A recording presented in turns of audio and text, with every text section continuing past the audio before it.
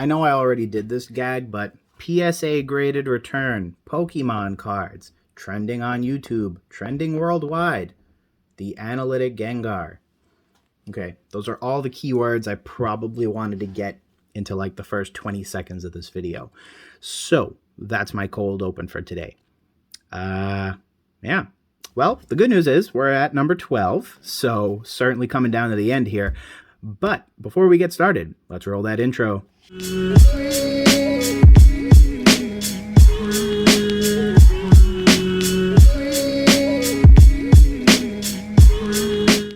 Hey Gengar Gang, what is going on? My name is Ryan, this is the Analytic Gengar, and welcome to another video. In today's video, PSA Grader Return number 12. At this point, if you don't know, you don't know, but links will be down below to the original mail day, PSA Graded Return playlist, as well as a select number of videos related to this particular PSA Grader Return.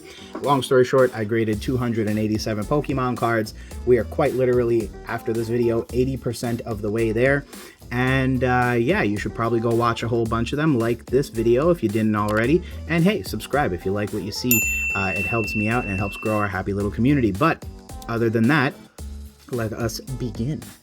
First card up is, oh joy, oh, the return of the legendary collections. Why did I even think we'd ever be able to get away from this? Okay, so here is a reverse foil legendary collections Charizard. It graded a PSA 5. Now, the real question is, why did it grade a PSA 5? Because, to my understanding... Ooh, woof. Okay, I see why. So right over here, and it's very hard to see on the front, but on the back, there is, in fact, just the slightest divot. And you can see it right there, right above my thumb. Here's the thing. I don't remember this card being like that when I sent it off. Would I make a big stink about it? Yeah, probably, but it's basically really difficult to prove how it got damaged. Did PSA do it? Did USPS do it? Did I do it? I don't know. And that's just the unfortunate truth of the matter here. Next up is a 2003 Pokemon Aquapolis Togetic. So this is a nice card. Probably the lowest grade in this entire submission was a PSA 3, so I'm pretty sure that's this card. And I can tell you, there is a gigantic crease. This thing was almost folded in half. Again, I do not recall any of these cards being this bent up when I sent them in, especially that reverse foil legendary collections Charizard, because I could have sworn that that card was supposed to be one of the more highly valued cards. And yeah, in case you're curious about how jumbled up my PSA submission has been, I just want to put these three slabs up to up, right? You've got 393, 353, and 188.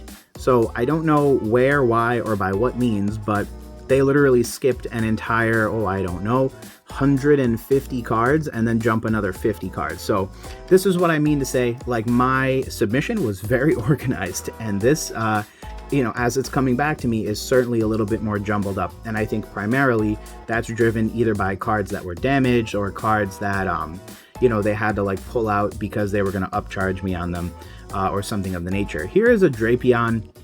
Fun fact, these are actually leftover cards from the last PSA graded return that I had. Effectively, I didn't think it was worth grading them back then.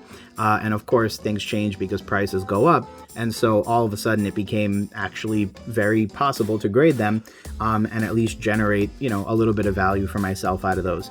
Over here, I have a reverse foil Delta Species Mew from Delta Species. These are the cards. Like, this is sick. So you can see that this is the reverse rare. So what they do is they give you the reverse rare border, they give you the stamp, the Pokemon is reverse. Like, this is a card, may I just say. A super, super cool, good-looking card, and I definitely think it plays to the whole mythos of, like, ooh, an EX, or rather a Delta Species Pokemon. Next up is a card from Legend Maker. So this is a Mew EX, and this particular bunch of cards probably then comes to us from that lot of random cards I bought off Instagram. I was reached out to by a fan who said, hey, you know, I have some cards, you interested? He had a price in mind. I agreed. And yeah, so, you know, definitely helping me kind of build out a little bit of my collection. My goal when it comes to EX era slabs really isn't specific to anything. Realistically, the only thing I care about is getting Pokemon cards that I like. My main like goal that I'll be like a very aggressive collector about has been my EX era booster boxes. Those I'm very like territorial about. Here's a card, just to briefly pause that sentiment, but here's a card that was included in that lot as well. This is not PSA's fault by any means. I just grouped them together because, you know, this card belongs with the rest of the cards I got. But here's a Blaine's Charizard. Yeah, you know, I know some people really like this card. I'm not really going one way or the other. It is a gym challenge card though, so that's pretty neat. Back to what I was saying. Yeah, so, you know, my real goal is really about the booster boxes. When it comes to slabs, I'm just really happy to pick up whatever I can. Obviously, I do have quite a few gold star cards as PSA 10s, as well as some slabs as PSA 10s. So it's one of those things, you know, I don't necessarily know that there is a particular goal I have in mind. Maybe once I complete my booster box collection, that'll change. I have given some consideration to maybe collecting a full set of EX Team Rocket Return slabs, so that would be pretty cool. And here's a good example of one. Here's a Slowpoke from Team Rocket Returns as a Mint 9, and this is what I was talking about a little bit earlier in a separate video. You'll see now, you know, with the release of Team Rocket Returns, we now have the stamp, we now have some really nice, you know, multi-sized energy holographicing, holofoiling, I think that's the appropriate word. And that's, you know, a really nice little touch that they began rolling out. Of course, if you had a reverse rare, not only would you have the really nice stamp and holofoiling, you'd also have a reverse, a holographic name as well. So the name and the HP would be holofoiled as well, and so too is the little star to indicate that it is a rare card. So again, some really nice touches. That card got a PSA 7, so not in the best of shapes, but what can you do? My intentions with all these cards, you ask? Really just keep them. I like the fact that I'm going to have random cards from the EX era graded. Doesn't really matter that they're 9s or 7s or 8s. I just like having them. And I think I'm just going to have like one special container that is just all non-PSA 10, non-important EX era cards. Obviously, many EX era cards are now worth a ton of money, including the ultra rares as well as the gold stars.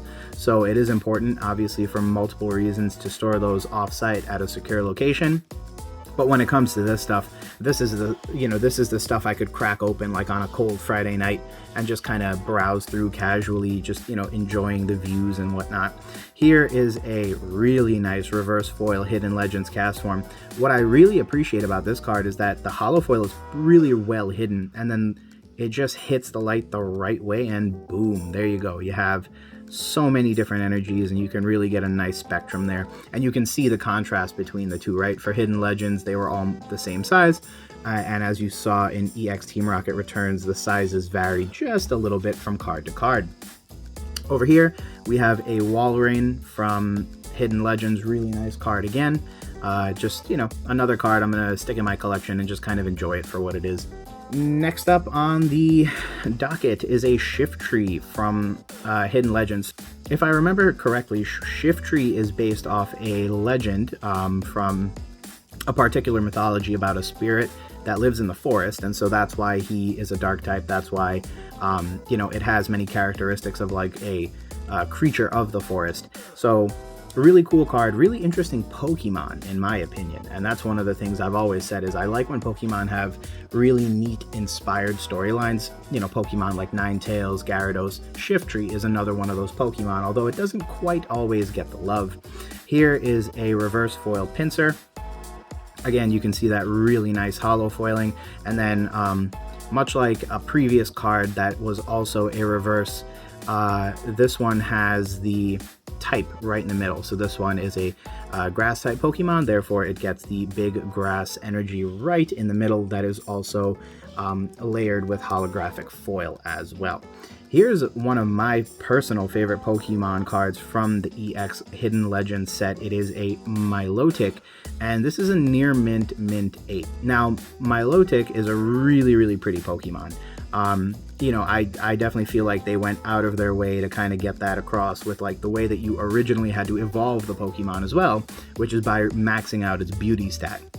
So all things considered, they certainly had a intention in mind with this. I've also thought of this as a, this Pokemon as a potential like sister species to something like the Gyarados line, because again, both of them evolve from really wimpy sort of, unpeculiar Pokemon in Feebas and Magikarp, and then both of them kind of evolve into these very well-off, very, quote-unquote strong Pokemon. So I think, they really do a great job of kind of showing this Pokemon off in many great ways. Obviously, this card also has an EX Pokemon as well, I believe in EX Unseen Forces. So I do have that card as a 9, and definitely one of my favorite Pokemon ever in Generation 3, but also one of the Pokemon that I enjoy having slabs for.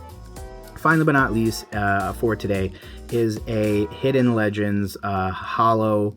This is the Metagross. Now, we already had one of these come back as a reverse foil. This is the regular holo foil version of that card.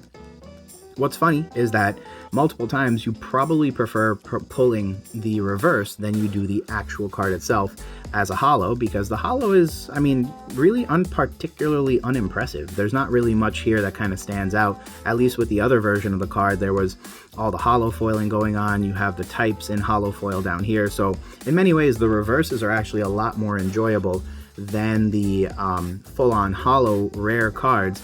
And I think that was almost a purposeful decision on Pokemon's part, or Nintendo's part rather, probably primarily driven by the addition of the EX Pokemon cards to sort of spiritually replace the old school holos. So that's just a little bit on that. But other than that, friends, thanks again for checking out another video. I hope you enjoyed today's video, and if you did, feel free to leave a like on the video, as well as subscribe if you're not already to join the Gengar Gang. But other than that, friends, thanks as always for stopping by. I appreciate your viewership, and we will talk soon. Peace.